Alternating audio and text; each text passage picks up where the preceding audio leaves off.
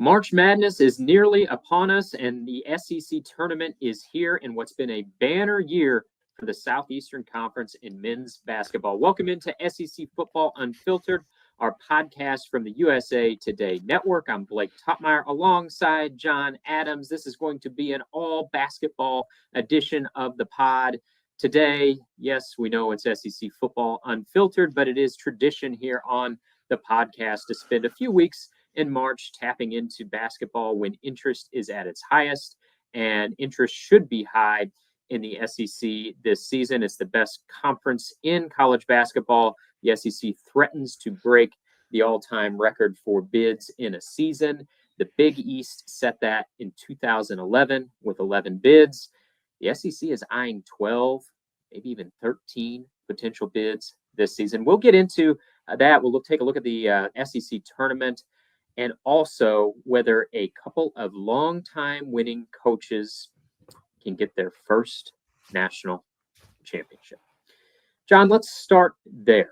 When we think about best active coaches in college basketball without a national championship, who comes to mind for you? First one up is Mark Few with Gonzaga, because he's had a lot of really good teams. A lot of teams that were in preseason were, I think, considered a national championship front runner, maybe. Thinking locally, thinking more provincially in the SEC, two coaches, Tennessee's Rick Barnes and Auburn's Bruce Pearl. Both have taken teams to the Final Four. Barnes did it at Texas. Bruce has done it at Auburn. But they've been successful wherever they've been. They've just won a lot of games, and but they come up short. It's I guess it's not a list. In some ways, you don't want to be on that list, and in other ways, it's a compliment.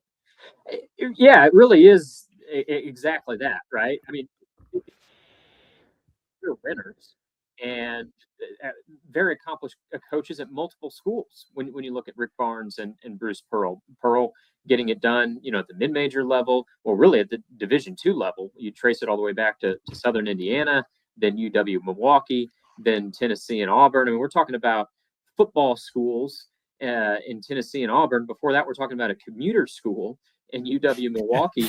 And he's had success at every step of the way. And Rick Barnes really winning at what you would consider, quote unquote, football schools as well, and winning every step of the way too. Now, both those guys, you can point to seasons where they've had teams in the NCAA tournament not live up to their seeding. Rick Barnes has had, a few opportunities to get to the Final Four at Tennessee and has come up short. You go back to his time at Texas, didn't make a Final Four when he had Kevin Durant on the team, did make a Final Four at Texas, but had an opportunity to make more. But when you look at their careers in totality, they've had, one good season after another. And, for me, I guess the podium finish for best active coaches without a national championship would be, I agree with you, Mark Few is the gold medalist on that list. He's got a couple of NCAA runner-up finishes with Gonzaga. He turned that from a program that was a Cinderella, and they gave away their glass slipper a long time ago. I mean, they are a mid-major in name only. They function as a high major. He's the gold medalist on the list of active coaches without a national title. Gonzaga, this is not one of his best teams this season. He probably will make the NCAA tournament, but almost certainly will remain on that list after this year. But rounding out my podium finish would be Kelvin Sampson of Houston. He's been a consistent force at Houston, was at Oklahoma, Indiana before that. He's got 2 Final Fours on his resume, several Sweet 16s. He's Mr. Consistent at Houston and has a national championship contender this season. I'd also have Bruce Pearl on my Olympic podium finish. And we're expanding this, though, to a Mount Rushmore of best active coaches without a national championship. Then I insert Rick Barnes onto the list to complete my Mount Rushmore. Dana Altman of Oregon, previously at Creighton, would be kind of probably head up my also ran of best active coaches without a national championship. And it's just interesting because both Pearl and Barnes and Kelvin Sampson have real opportunities to get off that list this season. The thing about it, we always hear in golf, best golfer never to win a major. And I know that's disconcerting for the golfer who hasn't won a major. It's also a compliment in a way. But with basketball, I'm not sure if coaches receive as much attention or criticism even because of the nature of that NCAA tournament. We've become so accustomed to teams getting upset. It's just such a topsy-turvy tournament that I wonder if there's as much of a stigma. Do you feel like it's a stigma and for Bruce Pearl that he's never won a national title, or Rick Barnes or Kelvin Sampson? I think it might most be a stigma with Barnes, John, just because he has not been to a Final Four at his current school. Pearl took Auburn to Final Four in 2019. Kelvin Sampson has a Final Four at Indiana and at Houston. Barnes has the Final Four, but it came at Texas more than 2 decades ago. He's had some great teams at Tennessee. He made the Elite Eight last season. They ran into Purdue and bowed out. He had a team with Grant Williams and Admiral Schofield that was number 1 in the country for several weeks, ran into Purdue and bowed out in the Sweet 16 that year. And so I think it's most a stigma with him as compared to, other guys on my Mount Rushmore like Mark Few, Kelvin Sampson, Bruce Pearl, who've all been to Final Fours with their current team.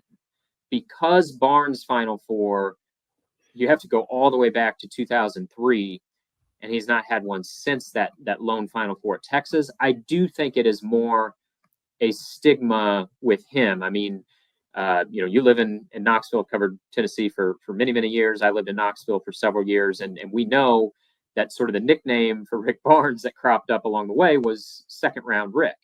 And I mean, I think that's a little overly harsh. Now at Tennessee, he's been to the Sweet 16 3 times, including an Elite Eight. He's been a little better than second round Rick, although he does have a couple second round exits on the list there. But that was and is, I feel like, the stigma a little bit on him. Whereas I don't think it's so much with Pearl, Few, and Sampson because they've been to a Final Four at their current school. I think some of my readers, they're very cognizant of that as Tennessee fans. And they don't even go with the second round Rick. I get one and done Barnes. Mm-hmm. I mean, rarely he's gone out. He did that happen some at Texas. I think, what does it happen? Maybe once at Tennessee. He hasn't underachieved to that level. But it's funny how an image gets set and then the image gets enhanced, even if the facts don't always back that up. For example, last year, Tennessee did not underachieve in the NCAA tournament. It made it to the Elite Eight, and it lost to a better team in Purdue that had Zach Edey. A lot of teams lost to that Purdue team. And Purdue ended up playing for the national title, lost to UConn, of course.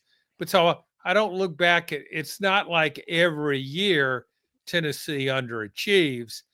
But you're right. That's kind of that reputation sticks with you.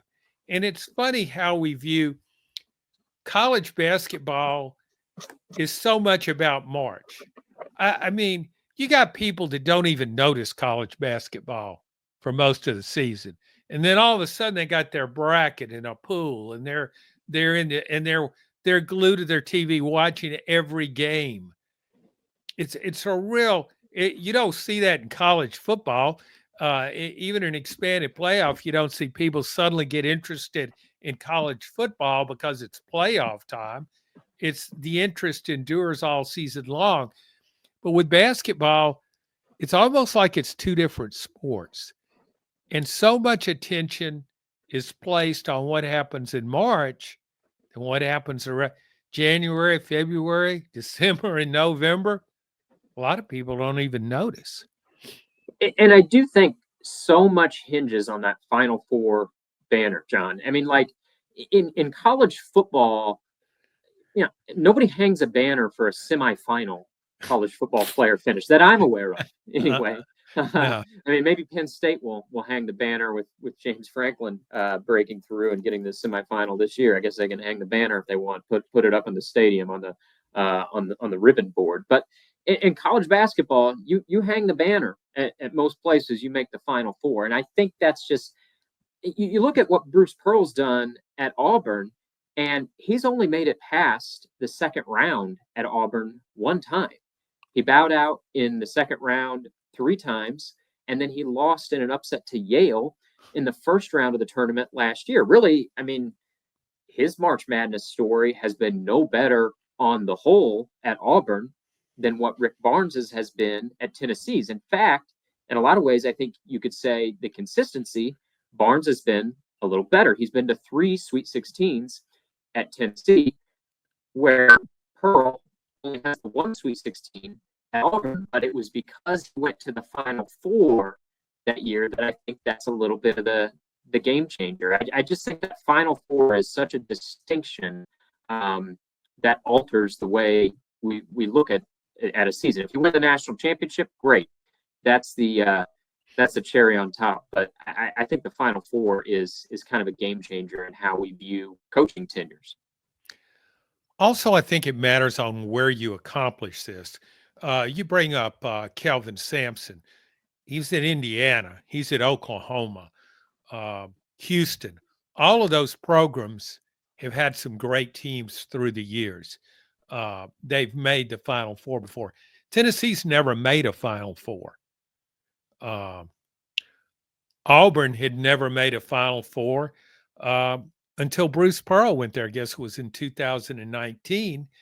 And so when you look at what the history of the program is compared to what Bruce Pearl has done, there's no comparison.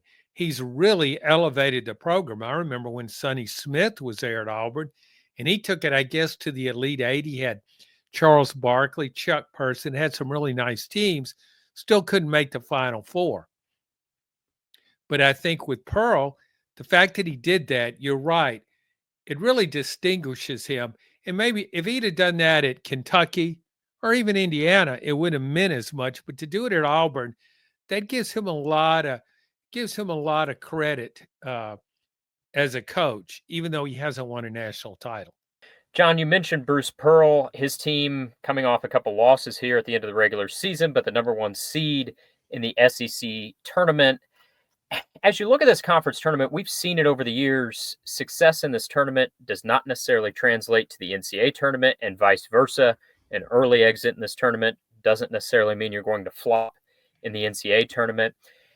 If you're coaching a team in this conference tournament, are you secretly kind of hoping you bow out before the championship game?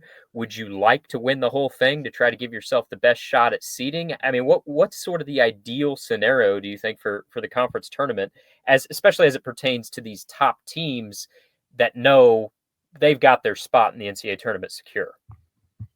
Well, seeding matters. If you're going for a number 1 seed, it might be worthwhile. Auburn's going for number 1 seed, so I think it would like to win 1 game in this tournament. But I don't think Bruce Pearl nor his staff would be crying if Auburn bowed out in its second game. The thing about this tournament this year, Blake, it's going to be more competitive than ever. You look at even the lower echelon teams in this conference that aren't going to the NCAA tournament. There's still some really good players on those teams. I was watching South Carolina lose to Tennessee in Knoxville Saturday. And South Carolina's not a horrible team. It might be near the bottom of the SEC, but it's not that bad a team. So every game you have in this tournament will be, I think, fairly competitive. And you know how it goes. When you're competing against really good players, it's kind of hard to slough off. You're trying to do your best because you're competing against really good talent. And so I don't think you can take your foot off the accelerator. I think you even go all out. But there is risk in that. To me, the worst case scenario would be losing a player to injury. And when you think about this league, it prides itself in physical play. Consequently, officials seem to pick up on that mantra and call games accordingly. They let contact go. They expect players to play through contact. And to me, that enhances the risk of injury. Now, I don't believe you can going into a tournament thinking, oh my gosh, I hope we don't get a player hurt. You can get a player hurt in practice. But I just think you do expend a lot of energy and a lot of effort. And there's just no way to ascertain how much that affects you going forward. Auburn, the way it played great in the tournament last year, finished strong down the stretch, and then goes into the NCAA tournament and loses to Yale. I thought Auburn was going to the Final Four last year.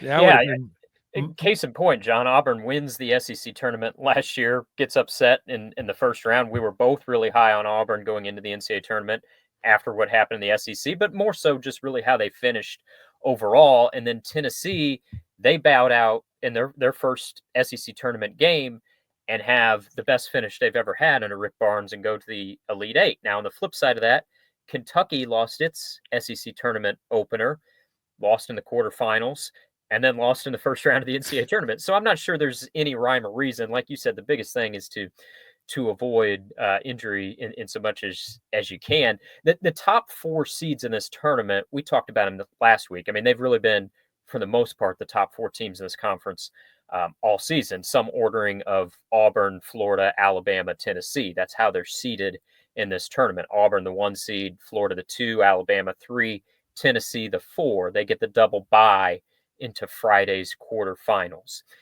If there's a team that can go from Thursday or even Wednesday's first round to winning the whole thing, John, the conference tournament, so someone outside those top four teams, do you have a favorite maybe that could, from the seeds 5 through 16 that you think might have a shot at winning this thing? Yeah, I mean, I wouldn't be shocked if several of those kind of teams. I look at teams like Kentucky is outside the top 4, Ole Miss, even Missouri. These are talented teams that can do some things really well. 3-point shooting is such a factor, I think, in tournament play. And sometimes the unlikeliest of teams get hot from 3-point range. It defies sometimes their regular season stats. And all of a sudden, everybody's nailing threes. I've seen that happen before. So I don't rule out that possibility of someone outside the Big Four winning this tournament at all. I know Chris Beard, the Ole Miss coach, he's taken Texas Tech to a Final Four national championship game. He said this team has that kind of potential. He knows it won't be predicted to go that far, but it does a lot of things well, and it's had some really good games. I look at Kentucky as a team that can really shoot, and I value that in postseason play. That Mark Pope's team seemed to play pretty loose. They did during the regular season. Now, you can find flaws with Kentucky, certainly, and their record indicates that.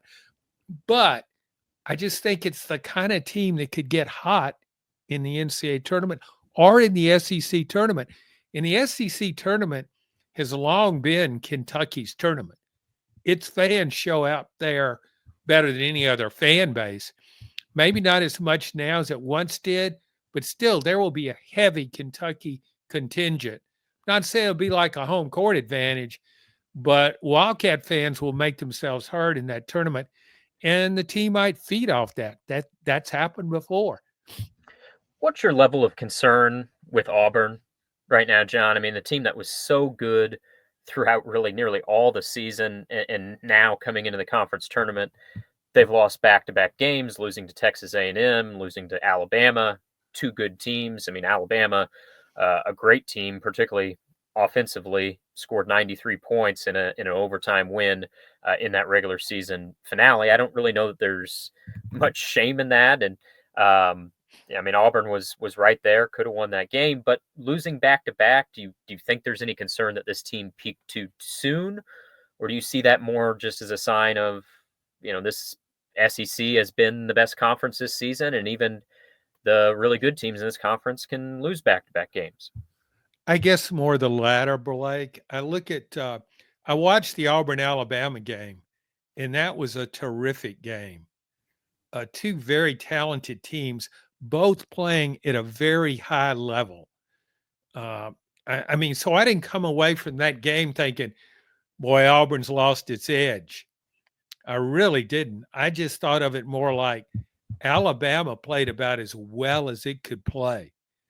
And I just have a hard time with college basketball, looking at it and evaluating one game or two games and trying to project that what that means going forward.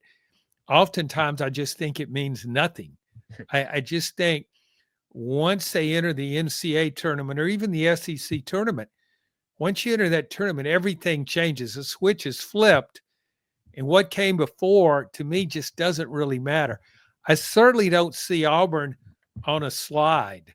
I just think of it as a very talented team, and even the most talented teams have dips in their play during the course of a season. And Auburn's just happened to come at the end. I don't see that as a descent for Auburn. Yeah, I tend to agree with that, John. I think if I was drafting teams to win the national championship, not just from the SEC, but across the country, Auburn would be among my top 4 picks, right up there, I think, with Duke, Houston, probably another SEC team would be in my top 4 picks, probably Florida. I'd say some ordering of Duke, Houston, Auburn, and Florida would be my first 4 draft picks, I think, to win the NCAA tournament. So I'm not necessarily dissuaded by that either. But you mentioned sort of a fool's errand to make predictions this time of year, but that's what we do. So we'll have our March Madness predictions next week. But looking at this week's conference tournament in Nashville, who's your pick to win it this week, John? You got the 4 teams with the double bye into the quarterfinals: Auburn, Florida, Alabama, Tennessee. You going with one of them to win, or you taking a reach, a flyer? You picking somebody else to win an extra game or 2 and snag the conference championship? I tend to go with favorites. Yeah, I just think, to me, the 2 teams that I would be Auburn and Tennessee. They played a 1-point game at Auburn. Auburn prevailed. They would meet. They're set to meet, I guess, in the semifinals. mm-hmm. I think of Tennessee as very capable of winning this tournament. It's won it before under Rick Barnes. I also think that Auburn, I think its team may be more motivated because it did lose its last 2 games. And if I'm in Bruce Pearl's position, I'm not saying I want it to be motivated. I still think everything changes when you go to the NCAA tournament. But from a player's perspective, that was a brutal loss to Alabama, your in-state rival on your home floor. I think Auburn will really be motivated to play great in this tournament. And I think Tennessee is capable of doing the same thing. I think Tennessee will have a lot of fans in Nashville. I really do. And I think it will be motivated to showcase what it can do. So those are my 2 picks. I guess if I had to pick one team, I would just go with Auburn because it's been the best team in the league all year. And it does a lot of things well. There's no obvious shortcoming with Auburn. Yeah, I like Auburn a lot, and what a semifinal that would be. I mean, this time of year, I like seeing the upsets, but I wouldn't be disappointed at all to see the favorites advance into the semifinals, and you have Auburn and Tennessee on the top half of the bracket. Florida, Alabama would be another great semifinal in the bottom half of the bracket. I doubt we'll see that. There's going to be some upsets somewhere along the way. in this tournament. For my pick, John, I'm going to take Florida. I feel like, and I've been saying this for a few weeks now, I feel like Florida's the team in the SEC that's, despite its ranking, flying below the radar a little bit. And they've won a few in a row here. Walter Clayton, their star guard, has got his shooting touch a little bit back the last couple games, got it going the last couple games. So, really any of these top 4 teams I think could do it. I think it's possible someone outside the top 4 could get it done, but having to win that extra game, I think that's more unlikely. I think it's going to be someone from the top 4, and I think I would take Florida. Well, Florida's certainly. I like Florida's balance. It can hang with the best teams in the post or on the perimeter. I think that's really important. I think it's curious. Neither one of us pick Alabama, even though it's coming off one of the best wins of the SEC season, and has one of the nation's best players in point guard Mark Sears, and Grant Nelson had a phenomenal game against Auburn and played well last year in postseason. And Alabama went to the Final Four last year. I just think we look at them as flawed because their defense can give up a lot of points at times. Totally agree on that point, John. Love this time of year. We're going to keep it on basketball for the next week. Enjoy the SEC tournament this week in Nashville. John will have coverage of that event. You can find it at KnoxNews.com. Of course, I'll continue my March Madness coverage. You can find that over at usatoday.com. And we'll be back with you next week for a March Madness edition of SEC Football Unfiltered. Thanks for listening.